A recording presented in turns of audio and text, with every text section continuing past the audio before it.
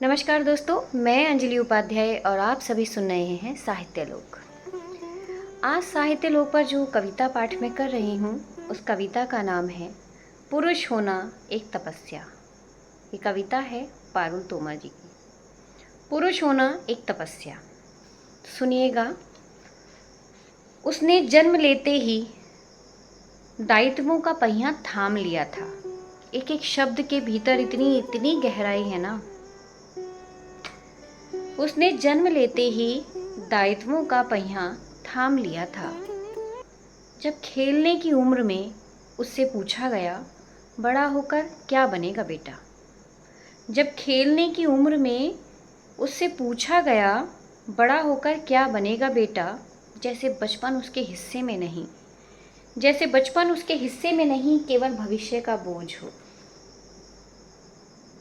जब उसकी आंखों से आंसू गिरे, जब उसकी आंखों से आंसू गिरे तो उसे बताया गया था कि मर्द रोते नहीं,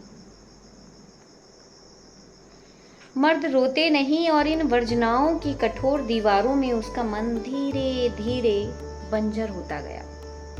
घर की चौखट से बाहर, पगडंडी से लेकर महानगर की सड़कों तक अपनी छाया घसीटते हुए, ध्यान दीजिएगा, घर की चौखट से बाहर, पगडंडी से लेकर महानगर की सड़कों तक अपनी छाया घसीटते हुए थकान को चुप्पियों में बदलना, थकान को चुप्पियों में बदलना उसकी नियति बन गई। उसकी सफलताएं सिर्फ कर्तव्य कहलाईं, उसकी सफलताएं सिर्फ कर्तव्य कहलाईं और असफलताएं उसकी कमजोरी का तमगा बनी।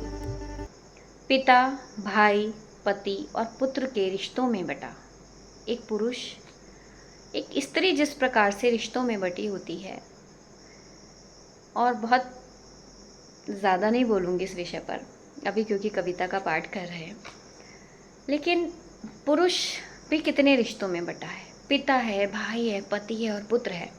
तो पिता, भाई, पति और पुत्र के रिश्तों में बटा अपने हिस्से की इच्छा दबाकर सभी रिश्तों की इच्छाओं को अपना धर्म मान निभाता रहा। उसके जीवन का संगीत खो गया था रोटी, जिम्मेदारी, प्रतिष्ठा के शोर में।